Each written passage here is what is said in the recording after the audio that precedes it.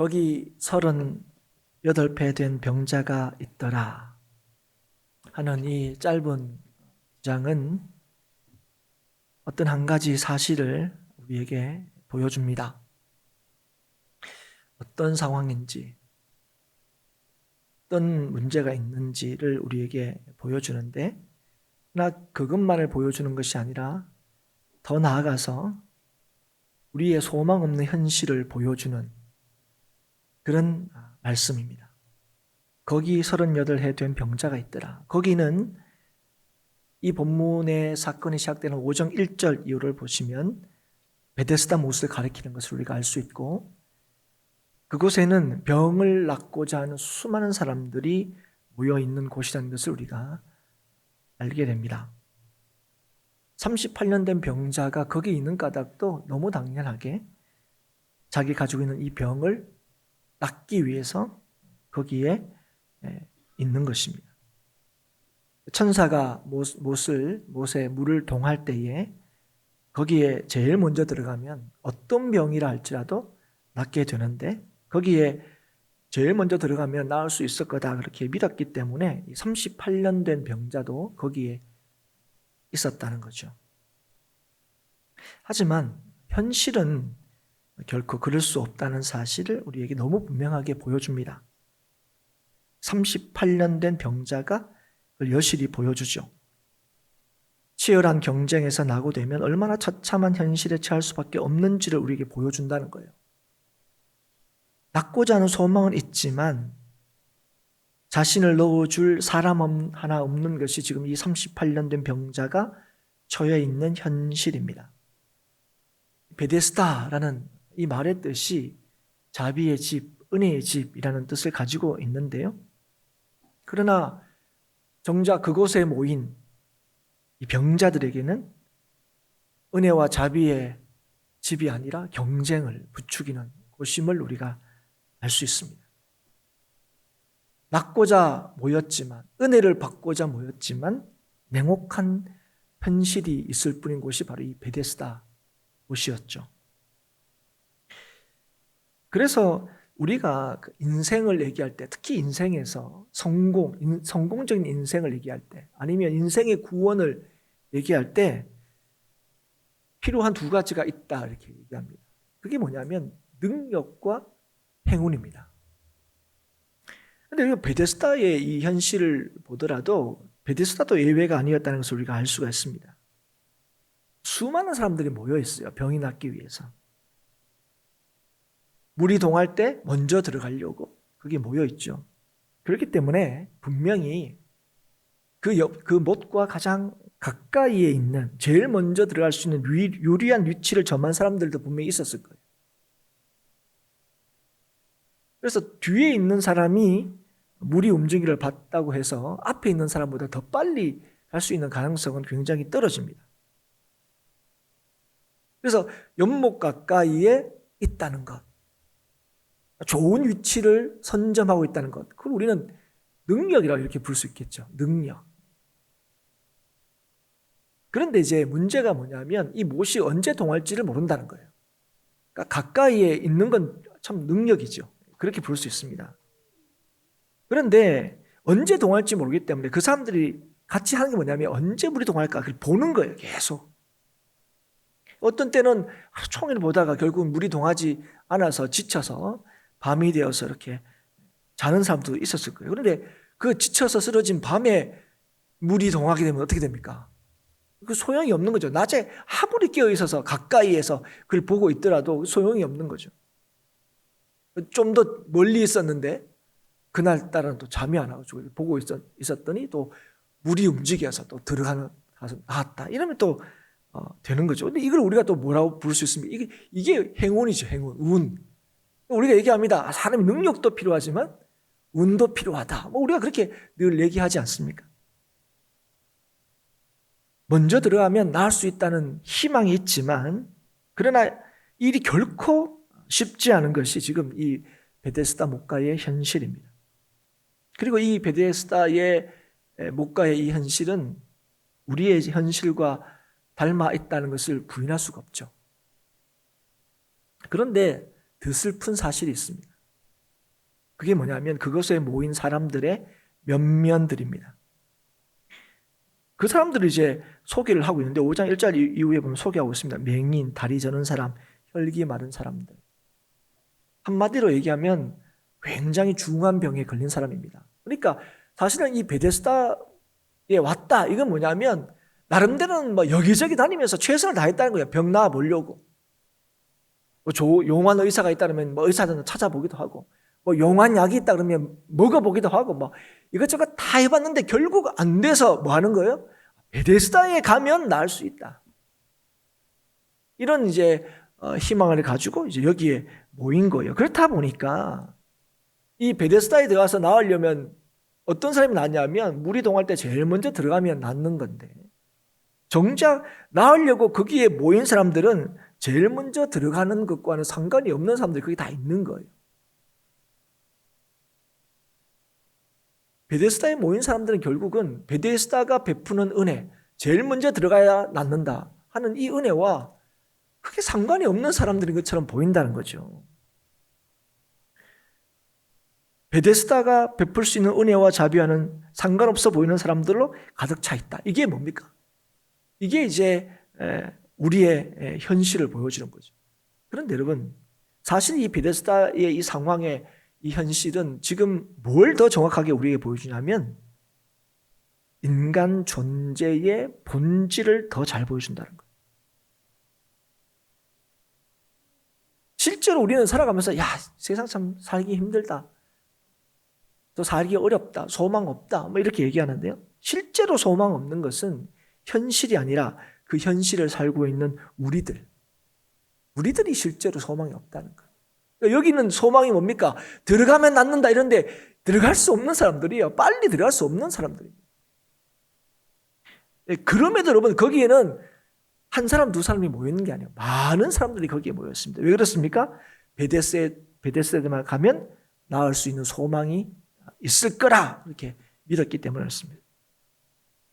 그럼 사랑하는 여러분, 오늘날 우리의 베데스다는 어디에 있습니까?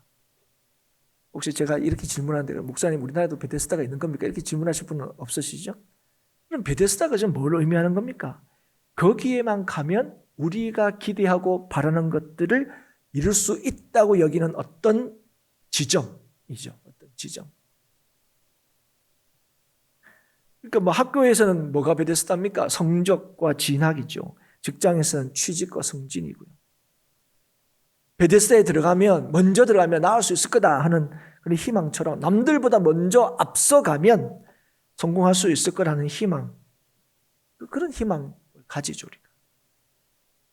그런데 뭐 학교나 뭐 취직하면 끝나면 괜찮겠는데 이게 여기로 끝나지 않죠. 우리는 또 다른 베데스다가 있습니다. 요즘에 큰 이슈가 되는 내 집 장만의 베데스다죠. 그리고 자식의 베데스다. 또 오래 갑니다. 이거는. 그래서 우리는 수없이 베데스다의 모습을 바라보고 물이 움직일 때마다 내가 먼저 들어가야 되겠다 이렇게 애쓰는 사람들처럼 쉼없이 인생의 베데스다를 바라보고 또 때마다 몸을 일으키고 우리의 몸을 던지려고 하죠. 그러면 우리가 나을 수 있으니까. 그러면 우리가 성공할 수 있으니까. 여러분 얼마 전까지 지금도 연장되고 있지만 굉장히 큰 사회적 이슈가 사실 이 부동산 문제입니다. 그래서 얼마 전에 이런 말이 유행했습니다. 영끌. 여러분 여기 계신 분 중 아마 대부분이 알 겁니다. 영끌. 그게 뭡니까? 영혼까지 끌어모으는 거죠. 그냥 몸을 던지는 정도가 아닙니다. 영혼까지 끌어모아서 뭐 하다는 거예요? 베데스다에 몸을 던지는 거예요. 무슨 베데스다입니까? 내 집 장만의 베데스다에 몸을 던지는 거예요. 왜 그렇게 하고 있습니까? 왜 그렇게 하죠? 그래야 이 땅에서 소위 소망 있는 삶을 살 수 있다고 여기기 때문에. 그래야 내 인생의 중요한 약점들, 내 인생의 어떤 이 병을 고칠 수 있다고 여기기 때문에. 그래서 여러분 영끌까지 해서 하는 거예요. 냉엄한 현실이지만 막연한 희망을 가지고 베데스다의 몸을 담글 수 있기를 소망합니다. 여기 있는 사람이 그렇죠. 그런데 여러분 요즘에 왜 부동산 때문에 화가 납니까? 예를 들면 이런 거죠. 굳이 비유를 하자면 예전에는 베데스다 그 목가에, 그죠? 뭐 한 10명 정도 들어가면 나올 수 있었는데 이제는 막 2~3명밖에 못 들어가는 상황이 돼버린 거예요. 그래서 막 화를 내는 겁니다. 화를. 뭐 예전에도 사실 집장만 하기가 쉽지 않았죠. 다들 그렇지만 여러분 하시면 알지만 몇 년을 고생하고 수십 년을 고생하고, 근데 이제 뭡니까? 수십 년을 고생해도 가능성이 없다고 이렇게 느껴지니까 이제 화가 나는 거고. 그렇죠? 우리는 그럼에도 불구하고 지금 영끌까지 하는 이유가 뭐냐면 여전히 거기에 우리의 소망이 있다고 여기기 때문에 그래요. 합격만 하면, 취직만 하면, 내 집만 마련하면, 자식이 성공하면 우리가 꿈꾸는 인생의 소망을 성취할 수 있을 거라고 믿습니다. 그런 우리에게 오늘 하나님께서는 거기 38년 된 병자를 보여주고 계시는 거예요. 그에게는 소망이 있지만 희망이 없어 보입니다. 우리가 이 사람을 볼 때 우리가 내리는 판단이에요. 자비의 집, 은혜의 집 베데스다가 눈앞에 있지만 그와는 상관이 없어 보인다는 거예요. 그럼에도 불구하고 그는 낳고 싶어 했습니다.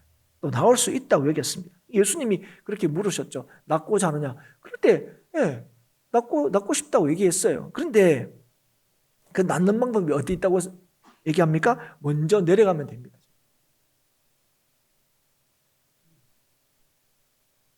그의 모습을 보면 여전히 우리의 삶이 희망이 있는 듯하게 보이고 우리의 뜻한 바가 이루어지면 우리의 희망이 이루어진다고 여기고 있고 또 그 길이 세상이 얘기하고 있는, 세상이 선언하고 있는 그 방법에 있다고 믿는 것처럼 지금 베데스다 목가에 있는 이 38년 된 병자나 오늘 우리의 인생의 삶의 모습이나 비슷하다는 거죠. 그는 분명히 희망을 말하고 있습니다. 그러나 우리는 그가 희망이 없다는 것을 알고 있습니다. 그는 스스로 움직일 수도 없고요. 그를 못에 넣어줄 사람도 없기 때문에 그렇습니다. 희망이 있다고 여기는 거기, 그래서 있는 거기는 결코 그에게 희망이 될 수 없습니다. 우리가 판단하는 거죠. 거기 38의 병자가 있더라 할 때 우리는 이 사람은 나을 수 없구나. 이 인상은 망했구나. 이렇게 판단할 수 있다고요. 그런데 여러분 놀라운 얘기를 듣게 됩니다. 그게 뭡니까? 이 사람이 나았다는 거예요. 병을 고쳤다는 겁니다. 아니 우리가 볼 때는 어떻게 병이 나을 수 있어? 어떻게 고칠 수 있어? 아니 그럴 수가 없는데 어떻게 제일 먼저 들어갔지? 우리의 관심이 이거죠. 어떻게 제일 먼저 들어갔을까? 그런데 오늘 말씀을 보면 그가 제일 먼저 들어가서 나은 게 아닌 것을 우리가 보게 됩니다. 어떻게 나았습니까? 그를 찾아가신 예수님 때문에 낫게 되었다는 것을 우리가 보게 됩니다. 그래서 7절까지 이 사건의 배경들을 길게 설명하시다가 갑자기 이 병자가 낫는 일은 8절, 9절 상반절에 갑자기 이제 순식간에 일어납니다. 오늘 이 본문을 좀 이렇게 눈여겨 보셔야 되는데요. 8절에 보면 예수께서 이르시되 일어나 내 자리를 들고 걸어가라 하시니 그 사람이 곧 나와서 자리를 들고 걸어가니라 이렇게 말씀하고 있습니다. 일어나 내 자리를 들고 일어나라. 이 말이 뭡니까? 내가 너를 낫게 하겠다 하는 예수님의 선언입니다. 그런데 이 선언이 있자 어떤 일이 일어납니까? 그가 낫게 되는 일이 일어납니다. 우리는 그러니까 이런 비슷한 치유의 사건들을 이렇게 보면 예수님께서 무슨 말씀을 하시면 그 대상이 믿어서 고침을 받는, 그 자리에 있든 그 자리에 있지 않든 간에 믿어서 예수님께서 낫게 하신 그 역사를 경험하는 것들을 우리가 많이 보았는데 오늘 말씀은 예수님의 이 선언이 있자 뭐가 먼저 일어나게 됩니까? 그 사람이 낫게 되는 일이 먼저 일어납니다. 낫게 되어서 자리를 들고 걸어가게 되는 거죠. 나오니까 더 이상 베데스다에 있을 이유가 없는 거죠. 그래서 여러분 오늘 이 사건은 뭘 우리에게 너무 분명히 보여주냐면 이 소망 없어 보이는 이 현실, 소망 없는 이 현실에 소망이 뭔가 하는 걸 보여주는 거예요. 세상과 인생의 참된 소망이 무엇인가 하는 걸 너무 명확하게 보여줍니다. 그게 뭐냐?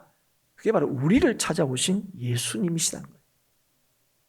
인생의 참된 소망이 뭐냐? 우리가 볼 때는 정말 소망 없어 보이는 현실, 이 소망 없는 현실을 정말 소망을 가지고 살 수 있는 이유와 근거가 어디 있느냐? 우리를 찾아오신 예수님께 있다는 거예요. 그런데 여러분 우리가 이 본문을 읽을 때마다 늘 드는 생각이 있습니다. 왜 예수님께서는 그 많은 병자들 중에서 그를 찾아가셨을까? 왜 38년 된 병자를 찾아가셨을까? 오늘 본문은 아무 말도 하지 않으십니다. 어쩌면 세상은 이걸 통해서 뭐라고 얘기했습니까? 야, 능력도 중요한데 결국은 운이 있어야 돼. 우리는 이걸 보고, 세상은 이걸 보고 그렇게 얘기할 수 있습니다. 근데 여러분, 오늘 여기 있는 저와 여러분은 이걸 보고 야, 역시 사람은 운이 있어야 돼. 야, 이렇게 여러분 생각하시는 분이 있습니까? 그렇지 않습니다. 그럼 우리는 예수님이 그 사람을 우연히 만났다고 믿는 사람은 아무도 없습니다. 우리는 예수님이 그 사람을 찾아가셨다 우리는 분명히 알고 있습니다. 가다 보니 베데스다에 갔는데 그래서 얘기하다 보니 38년 병자를 그렇게 우연하게 만나서 그를 고쳐주셨다. 그렇게 믿는 사람은 아무도 없죠. 여러분 예수님 어떻게 믿게 되셨습니까? 여러분 과정들은 다 있을 거예요. 어떤 사람은 우리 옆집의 사람이 예수 믿는 사람이었는데, 아니면 내가 직장 동료가 예수 믿는 사람이었는데, 아니면 내 친구가 그랬는데, 여러 가지 여러분이 믿게 된 어떤 과정이나 계기나 다 다르지만, 그래서 여러분 그래 우연히 옆집에 예수 믿는 사람이 있어서 나는 교회 다니게 되었다, 예수님 믿게 되었다 이렇게 말하는 사람이 어디 있습니까? 여러분 이 모든 것들이 주님의 뜻이고 계획이고 주님께서 나를 찾아오셨기 때문에 내가 주님을 만날 수 있었다는 사실을 다 우리가 고백하죠. 왜 이 사람을 찾아가셨느냐? 그건 은혜죠. 그게 은혜입니다. 여러분 왜 이 사람을 찾아가셨느냐? 왜 이 사람을 만나주셨는가? 왜 이 사람을 병 고쳐주셨냐 할 때 여러분 우리가 답할 수 있는 건 딱 하나예요. 은혜죠. 은혜. 그에게 다른 사람들과 다른 조건이 있어서가 아닙니다. 우리가 볼 때는 38년 대 굉장히 오래 병에 걸렸죠. 그래서 베데스다에는 38년 병자가 제일 오래된가? 그걸 얘기하고자 어쩌면 더 오래된 병자가 있을 수도 있습니다. 그런데 왜 가셨는가 할 때는 우리가 답할 수 있는 건 하나예요. 은혜죠. 은혜. 여러분 이 사람이요 예수님이 누군지도 몰랐어요. 예수님께 고쳤다고 얘기하지도 하지 않으셨어요. 얘기 안 했어요. 오히려 예수님이 너 낫고자 하냐 할 때 여러분 예수님 좀 남달라 보인다. 여기 베데스다에 있는 사람들과 좀 다르게 보이는데 그래서 이 사람 좀 다른 게 있나? 그래서 예수님에게 뭔가를 다른 걸 요구한 게 아니고 그러니까 굳이 얘기한 게 뭡니까? 당신이 혹시 나를 좀 저 베데스다 목가에 좀 넣어줄 수 있겠습니까? 이 정도예요 지금 하는 게. 지금 자기 상황이 그런 거죠. 예수님에 대한 믿음도 그런 겁니다. 예수님이 누군지를 몰랐습니다. 그가 원해서 온 게 아닙니다. 예수님께서 먼저 그를 찾아가신 거죠. 여러분 그에게서는 이 병고침의 이유와 근거를 찾을 수가 없습니다. 그래서 구주의 신 예수님이 그를 찾아오신 것, 그것이 그에게는 설명할 수 없는, 그러나 말할 수 없는 은혜인 것이죠. 여러분 저와 여러분도 마찬가지인 거죠. 저와 여러분이 바로 이 은혜를 받은 자입니다. 왜 나를 찾아오셨습니까? 왜 나를 구원하셨습니까? 그 이유는 도무지 알 수 없지만 베데스다의 목가에서 물이 동하기를 기다리는 사람들처럼 소망 없고 희망 없는 삶을 사는 우리들에게 죽음의 대가를 치러서 결국은 사망을 사는 우리 인생에 주님께서 찾아오신 거예요. 내가 예수님을 알기 전에 예수님께서 나에게 오셔서 나를 구원해 주신 것입니다. 내가 구해서도 아닙니다. 힘을 써서 성취한 것도 아닙니다. 설명할 수 없는 주의 은혜가 나에게 주어진 것이에요. 그래서 여러분 우리에게는 희망이 생긴 거예요. 영원한 소망이 생긴 거죠. 소망 없는 소망을 품고 죽어가던 우리의 인생이 영원한 소망을 품게 된 것입니다. 여러분 이 일이 전적으로 주의 은혜입니다. 전적으로 주의. 다시 한번 8절 9절을 봅니다. 병자가 믿음이 있어서 자리를 들고 일어난 게 아닙니다. 예수님이 내 자리를 들고 걸어가라 말씀하셨을 때 그 순간 병이 나았습니다. 그래서 그는 주의 말씀을 따라 자리를 들고 걸어간 거예요. 여러분 제가 다시금 이것을 여러분 주목하도록 하고 강조하는 것은 뭐냐면 여러분 우리가 믿어서 구원을 받은 게 아니에요. 우리가 표현할 때 우리가 믿어서 구원을 받았다 이렇게 얘기하지만 여러분 엄밀히 얘기해서 주님께서 우리에게 구원을 주셔서 우리가 구원을 받을 수 있는 거예요. 우리에게 믿음을 주셔서 우리가 믿을 수 있었던 거죠. 여러분 우리는 원래요 허물과 죄로 죽었던 자들입니다. 우리는 주의 부르심에 응답할 수가 없어요. 반응할 수가 없습니다. 영적으로 죽은 자들이기 때문에 그래요. 원래 이 사람들과 마찬가지예요. 예수님이 눈앞에 있어도 그분이 누군지를 몰라요. 곧 있으면 자기가 38년 동안 고생했던 그 병을 말 한마디로 고칠 수 있는 분이 눈앞에 있어도 그분이 누군지 몰라요. 그래서 그분께 말할 수 있는 게 뭡니까? 저기만 들어가면 나을 수 있는데 저기를 내가 못 들어가네요. 예수님 혹시 저기 좀 넣어줄 수 있겠습니까? 이렇게 얘기했던 사람이 이 사람이에요. 그런데 여러분, 그 사람에게 주님께서 뭐 하시는 거예요? 주님의 부르심에 응답할 수 있도록 하셨다는 거예요. 여러분, 우리가 왜 부르심에 응답할 수 있습니까? 주님께서 죽었던 우리를 살리셨기 때문이에요. 여러분, 이걸 여러분 절대로 놓치시면 안 돼요. 우리는 주의 부르심에 반응할 수 없는 죽은 죄인이었습니다. 그런 우리를 살리셨기에 오늘 우리는 주의 부르심을 받을 수 있었던 거예요. 주님께서 우리를 살리시고 생명을 주셔서 영원토록 소망 가운데 살게 하시는 분이 바로 우리를 찾아오신 예수님이죠. 이 예수님 외에는 우리에게 소망이 없는 거예요. 예수님만이 우리의 소망이 되시는 거예요. 예수님만이 우리의 구원이 되시는 거예요. 그래서 여러분, 이걸 믿을 때 여러분, 우리의 관심과 우리의 믿음은 어디로 향해야 됩니까? 예수님께로 향하는 거죠. 예수님. 이 예수님밖에 없는데. 근데 여러분, 우리는 자꾸 이래요. 예수님밖에 없다 그러면서 우리는 자꾸 예수님한테 뭐 하기를 바라요? 저기 베데스다에 좀 넣어줬으면 좋겠다고. 여러분, 예수님이 우리의 삶을 책임지시고 예수님이 영원토록 우리의 삶을 주관하신다는 사실을 우리가 믿을 때요, 여러분, 우리의 관심은, 우리의 믿음은 예수님께로 향해야 돼요. 그가 누구시길래 우리를 찾아오셨고 그가 누구시길래 우리를 구원하실 수 있냐고요. 그가 누구시길래, 어떤 분이시길래 우리의 삶을 온전히 책임질 수 있냐는 거예요. 그래서 여러분, 그 예수님이 누구신가 여기에 관심이 가져야 됩니다. 여러분, 놀라운 일을 우리가 그 다음에 봅니다. 9절 하반절 이후에 뭔가 좀 쇠한 느낌을 주죠. 이날은 안식일이니. 갑자기 이날은 안식일이니 이렇게 해서 여러분, 우리의 관심들을 쓱 다른 쪽으로 옮기고 있습니다. 여러분, 9절까지 여러분, 우리가 이걸 볼 때 여러분 어떤 마음이 듭니까? 야, 다행이다. 여러분, 이 사람을 알든 모르든, 여러분, 우리도 있잖아요. TV 볼 때 막 처음 보는 사람이라도 그 사람이 이 사람처럼 38년 동안 막 고생을 하다가 뭔가 그 문제가 해결됐다 그러면 우리는 다행이다. 언제 봤다고. 근데 괜히 기분 좋잖아요. 아유, 다행이다. 우리 가까운 이웃이 만약에, 그죠? 너무 큰 문제로 괴로워하다 뭐 우연히 엘리베이터를 봤는데 하나 그 문제 해결됐어요. 너무 다행이다. 너무 기쁘지 않습니까? 그죠? 뭐 내 일도 아니지만 참 그렇게 고생했다면 다행이다. 근데 여러분, 보통 사람도 그렇게 해야 돼요. 그냥 사람이라면 그 얘기 들으면, 근데 여러분, 이 일에 대해서 다른 관심을 가진 사람들이 있었는데 그 사람이 누굽니까? 누구라고 얘기해요? 유대인들이라고요. 여러분, 유대인들이 어떤 사람입니까? 하나님을 믿는 사람들. 여러분, 유대인들이 자기 정체성에 대해서 얘기할 때 가장 먼저 내세우는 게 무엇입니까? 선민입니다. 우리는요, 하나님이 택하신 민족입니다. 여기 자기들의 정체성, 자기들 자랑이 여기 있어요. 하나님을 아는 사람들. 그런데 여러분, 하나님을 안다고 하는 유대인들이 지금 38년 된 병자가 낫다 하는데 어디에 관심을 두고 있습니까? 다행이다. 참 잘됐다. 정말 하나님은 살아계셔. 여러분, 이게 너무나 당연한 관심일 텐데요. 여러분, 그들의 관심은 뭐에 어디에 있습니까? 안식일을 어겼다는 데 관심이 있는 거예요. 여러분, 병난 38년 된 그 사람들을 찾아가서 야, 너 잘됐다. 야, 같이 있는 사람도 너 잘됐다. 다행이다. 기뻐해야 될 텐데 가서 뭐 합니까? 너 왜 못할 일 했냐 이런 거예요. 누가요? 하나님을 믿는 사람들이. 너 왜 못할 일을 했냐고요. 그러니까 이 사람이 굉장히 당황하죠. 그래서 뭐라 합니까? 내가 이렇게 자발적으로 한 게 아니고 나를 낫게 하신 그분께서 나보고 자리 들고 일어나라 그래서 내가 간 거다 그랬어요. 그러니까 그 다음에 아니 그분이 누구길래 그 자리를 그렇게 얘기했는데 네가 나왔단 말이야. 아니 도대체 그분은 어떤 분이길래 그런 능력이 있나 이래야 되는데 뭐요? 그러면 그렇게 그 사람 누구냐? 그 안식일을 범하도록 한 그 사람 누구냐는 거예요.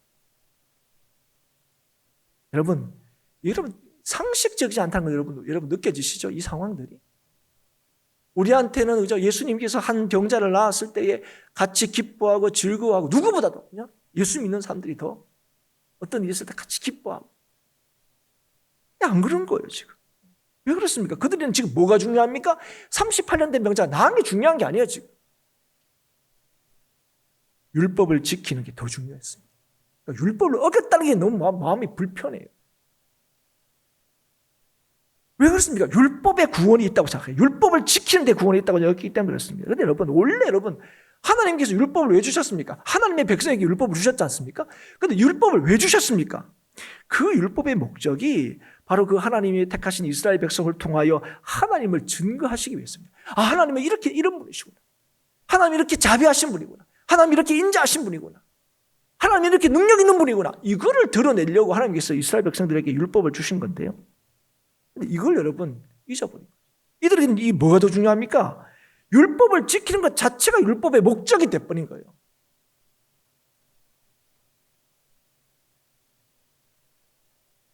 여러분 우리가 교회에 왜 나옵니까? 이럴 때 교회 나오는 게 목적이 된 사람이 있어요. 교회 나오는 게.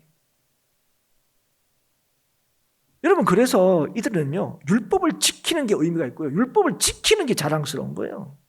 그러니까 여러분 보이는 반응이 뭡니까? 병자가 나은 것을 기뻐하기보다는 율법을 어긴 38년 된 병자를 책망하고 그렇게 만든 사람들이 누구인지를 아는 게 더 중요한 거예요. 여러분 오늘 이 모습들을 보면서 이 유대인의 모습들 가운데 우리의 모습들을 혹시 보지는 않으십니까? 여러분 우리 예수 믿는 사람들은 어떤 사람들입니까? 하나님께 전적인 은혜를 받은 사람입니다. 원래는 그죠? 전혀 소망 없는 소망을 가진 헛된 소망을 가진 우리들이었는데 우리에게 찾아오셔서 참된 소망을 알게 하시고 참된 소망을 주신 거예요. 그래서 우리가 예수는 나의 힘이고 예수는 나의 능력 이렇게 고백하는 이유가 뭡니까? 예수님이 내 인생을 온전히 책임지시고 예수님이 나를 구원하신다는 걸 믿게 된 거예요. 은혜를 받은 거예요. 주님께서 우리에게 은혜를 주신 것입니다. 그런데 여러분 은혜는요 철저하게 주는 쪽에 권리가 있습니다. 받은 사람은요 그 권리를 주장하지 못해요. 그래서 은혜를 받은 사람들의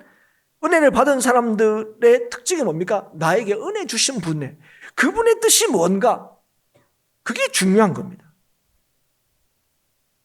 은혜 받은 나가 어떤 권리를 가지고 있는가? 내가 왜 은혜를 받았는가? 그거를 여러분 점검하는 게 아니에요. 여러분 은혜란 게 뭡니까? 말 그대로 그걸 받을 수 있는 자격이 없는 사람인데 그걸 받은 거예요. 그게 은혜인 거예요. 그래서 여러분 은혜를 받았을 때 관심은 뭡니까? 나에게 은혜 주신 자에게 관심이 있는 거예요. 그런데 여러분 그걸 우리가 은혜로 받았다고 얘기하는 건데 오늘 우리는 반대일 경우가 많아요. 우리가 은혜를 받았는데 은혜 받은 사람들이 맨날 모여서 뭐 하는 거예요? 누가 더 크냐 자랑하고 있는 거예요 지금. 네가 더 잘났네 내가 잘났네 그래도 나는 은혜 받을 만했네 뭐 이러고 있는 거죠 지금. 오늘 우리의 관심이 우리를 찾아오시고 우리를 만나주시고 우리를 구원하신 예수님 그분이 오늘 뭘 원하시냐 뭘 기뻐하시냐 오늘 뭘 행하시고 있느냐 여기에 관심이 없어요. 여전히 나한테 관심이죠. 내가 은혜를 받았는데 그러니까 내가 그래도 좀 뭐 하니까 하나님께서 나한테 뭐 해주신 거 아니냐. 아니 여러분 오늘 저와 여러분이 이 주일 아침에 여기 있습니다. 너무 당연하죠. 주일 아침에 교회에 있는 거 너무 당연한데 여러분 오늘 저와 여러분이 이 자리에 있는 까닭이 뭡니까? 이 코로나 상황이 이렇게 엄중한 상황 속에서도 여러분 이 자리에 나온 까닭이 뭐예요? 그건 여러분 우리가 남다르다 하는 걸 그걸 드러내고 증거하기 위해서가 아닙니다. 여러분 함께 모여서 예배하는 거 너무너무 중요합니다. 네, 주님께서 모여서 예배하라고. 그래서 이 어려움 중에서도 가능하면 제가 광고서에도 힘써줘. 특별히 여러분의 뭐 열이 난다거나 막 기침을 너무 한다. 막 이렇게 해서 다른 사람한테 그게 아니면은 될 수 있는 한 모여서 예배드리자 했을 때 모여서 예배하는 게 그만큼 중요하기 때문에. 그런데 여러분 그렇게 모여서 예배하려고 하는 이유가 무엇입니까? 우리는 특별해. 이런 걸 드러내려고 하는 게 아니에요. 이렇게 어려운 때도 그래 나는 예배드려서 하나님 저 더 이쁘죠? 더 괜찮죠? 사람들은 뭐 겁난다고 그렇게 집에서 뭐 좀 여러분 그렇게 하려고 지금 이 예배장에 나온 게 아니에요. 오늘 우리에게 은혜 주신 주님의 뜻을 따르고 주님을 증거하고 주님을 드러내기 위해서 온 거예요. 내가 드러나기 위해서 온 게 아니고 주님을 닮아가고 주를 따라가기 위해서 오늘 이 자리에 모인 거예요. 예수 그리스도의 구원을 누리고 예수 그리스도의 구원을 전하기 위해서 꼭 기억하십시오. 우리의 특별함을 이 예배를 통하여 드러내려고 하는 게 아니에요. 남들이 못 받는 그 은혜를 내가 이 예배를 드림으로 얻으려고 하는 게 아니에요. 이미 우리에게 주신 그 은혜의 놀라움을 다시 한번 깨닫고 그 은혜로만 우리가 살 수 있음을 다시 한번 확인하고, 그래서 오늘도 우리에게 주신 그 은혜 주신 그 주님을 더 깊이 맛보고 그 주님을 닮아가고 그 주님을 누리고 그 예수 그리스도를 전하기 위해서 여러분, 저와 여러분 여기에 모인 거예요. 근데 우리는 여기 모인 것 자체가 무슨 예수 그리스도를 전하는 그게 전부인 것처럼 생각한다고요. 여러분, 성도는요, 자기가 기준이 되는 사람이 아닙니다. 우리는요, 우리의 삶의 중심이 우리가 아니에요. 주님이세요.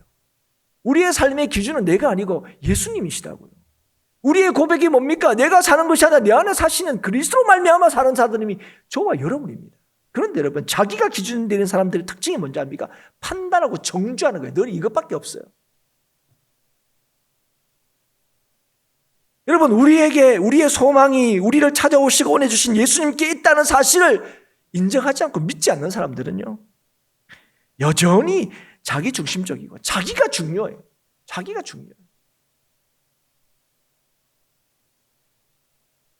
그러나 은혜를 아는 사람들은요, 여러분, 자기가 별로 안 중요해요. 제가 별로 안 중요하다고 얘기하는 거는 여러분 현실적으로 설명하는 거예요. 왜 자기가 별로 안 중요하세요? 자기를 예수님께서 온전히 책임져 주셨던 사실을 믿기 때문이었어요.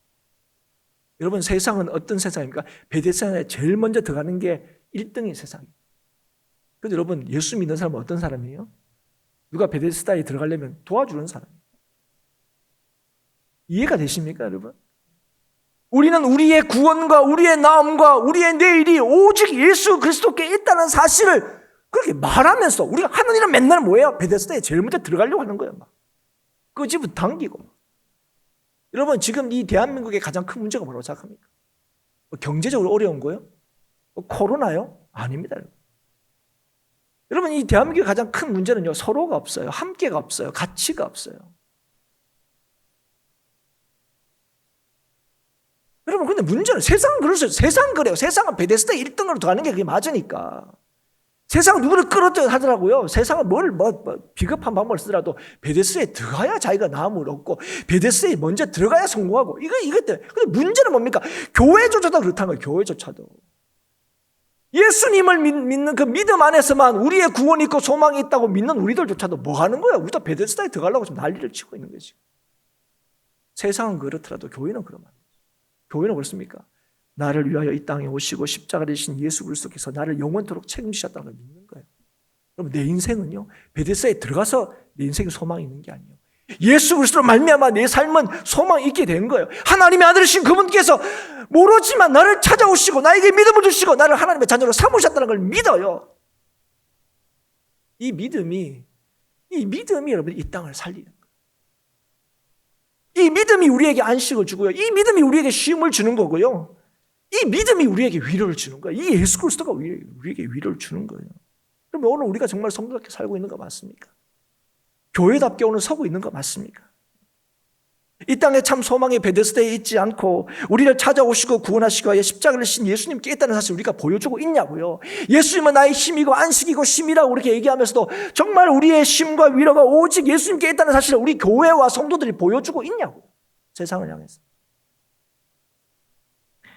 예수 그리스도를 만난 사람은 이 소망 중에 살 수 있고 세상이 알 수도 없고 줄 수도 없는 평안 가운데 살 수 있다는 사실 여러분 믿고 있습니까? 여러분, 왜 예수님을 믿어야만 그렇습니까? 로마서 11장 36절에 분명히 말씀하셨죠. 만물이 주에게서 나오고 주로 말미암고 주에게로 돌아간다. 여러분, 세상이 주께로부터 말미암고 주께서 다스리시고 이 세상에 대한 평가와 결정은 주님께서 하시는 거예요. 결국은 다 주님께로 가는 거예요. 모든 것이 되시는 그 주님께서, 그 예수님께서 우리를 찾아주시고 우리를 만나주신 거예요. 그래서 오늘 우리의 관심은 어디에서 됩니까? 예수님이 누구신가? 주께서 무엇을 기뻐하시는가? 오늘도 주님께서 무엇을 하시느냐는 거예요. 오늘도 은혜 주신 우리들, 그 은혜를 받은 우리들에게 주님께서 뭘 원하시냐는 거예요. 우리는 베데스다에서 눈을 돌려 주님을 바라봐야 돼요. 근데 여전히 우리는 주님을 믿는다 하면서 베데스다를 계속 바라보고 있어요. 주님 저기 1등을 안 들여다보십니까? 이러고 있는 거예요. 주님은 우리를 찾아오셨는데 여전히 우리는 베데스다에 우리의 소망을 둔다면 그것보다 어리석은 인생이 어디 있겠습니까, 여러분? 아니, 여러분, 여러분과 저는 지금 오늘 무엇을 믿으며 살아가고 있습니까? 베데스다 목가입니까? 아니면 우리를 찾아오신 예수님? 우리의 참된 소망은 우리를 구원하신 예수 그리스도께 있다는 사실 여러분 정말 믿으십니까? 여러분 그분을 만날 때 우리의 불가능했던 모든 일들이 가능한 일로 바뀌는 거예요. 죽음에서 생명으로, 어둠에서 빛으로, 절망에서 소망으로 바뀌는 거예요. 여러분 우리가 꿈꾸고 추구하는 모든 것이요, 그게 뭐든지 간에 주님을 만나지 못할 때는요, 주님과 함께 하지 않을 때는요, 그게 헛될 수밖에 없습니다. 그러면 희망이 있어, 그러면 돼. 하지만 여러분 베데스다에 못 가 있는 사람들처럼 소망이 없는 거예요. 소망을 말하지만, 희망을 말하지만 결국은 절망인 거죠. 그들이 예수가 수고하는 모든 것들은 결국은 죄의 대가를 지불하고 사망으로 열심히 달려가는 거죠. 여러분 우리가 주님을 만날 때는요, 우리의 참 소망 되신 주님을 만날 때, 우리의 참된 능력과 힘이 뭔지를 우리가 알게 될 때, 우리의 참된 삶의 가치와 의미를 알게 될 때는요, 우리가 꿈꾸고 추구하는 것이 우리를 자랑하는 인생이 아니라 주를 자랑하는 인생이 된다는 사실을 기억하십시오. 오늘 여러분 뭘 목표로 살아갑니까? 주로 인하여 우리를 자랑하는 인생이 여러분 목표십니까? 아니면 우리에게 은혜 베푸신 그 주님을 자랑하는 인생으로 살고 싶으십니까? 여러분 오늘 우리에게 은혜 베푸신 주님, 그 주님을 증거하고 드러내는 인생이 될 수 있기를 주의 이름으로 축복합니다. 우리를 찾아오신 주님, 그분이 우리의 참된 소망이시며 참된 능력이시며 이것이 우리가 받은 참된 은혜임을 알아서 오늘도 예수를 믿는 믿음으로 힘있게 달려가는 저와 여러분이 될 수 있기를 주의 이름으로 축복합니다. 오늘도 주님께서는 변함없이 부르신 자들을 통하여 이 땅을 새롭게 하시고 이 땅을 구원하십니다. 오늘 정말 예수님을 만나고 계십니까? 예수님을 만나셨습니까? 우리가 은혜를 받은 거 맞습니까? 우리에게 주신 그 믿음이 확신하십니까? 나를 위하여 죽으신 예수 그리스도, 그분이 다시 사셔서 오늘도 나와 함께 하시고 세상 끝날까지 나와 동행하시고 나를 영원토록 책임지신다는 걸 여러분 믿으십니까? 여러분 이 믿음으로 사는 저와 여러분이 될 수 있기를 바랍니다. 여러분 이 믿음이 있는 교회와 이 믿음이 있는 성도가 오늘 세상에 전혀 소망이 없으면서도 여기에 소망이 있고 저기에 소망이 있다고 여기는 이 세상을 향하여 참된 소망 되신 예수 그리스도를 전하며 살게 되는 거예요. 지금 세상이 교회를 어떻게 욕하고 어떻게 판단하고 어떻게 평가하든지 간에 오늘도 나를 찾아오신 예수님, 나에게 은혜 베푸신 그 예수님, 그 예수님을 믿는 성도와 교회를 통하여 오늘도 여전히 이 세상을 새롭게 하시는 하나님의 구원의 역사는 계속된다는 사실을 오늘도 이 시간에 기억할 수 있기를 주의 이름으로 축복합니다. 그래서 오늘도 이 시간 저와 여러분이 동일하게 기도할 수 있기를 바랍니다. 주님, 나를 찾아오신 그 주님이 나를 살리셨고 나를 찾아오신 그 주님이 오늘도 나를 살게 하시며 오늘도 나에게 찾아오신 그 주님이 나를 통하여 이 땅을 새롭게 하시는 주의 구원의 역사를 이루어 가심을 믿습니다. 오늘도 이 믿음으로 승리하며 오늘 이 믿음으로 소망하며 이 믿음으로 절망하지 않고 기대함으로 힘있게 달려가는 우리 행복한 교회 모든 성도들이 될 수 있기를 다시 한번 주의 이름으로 축복합니다.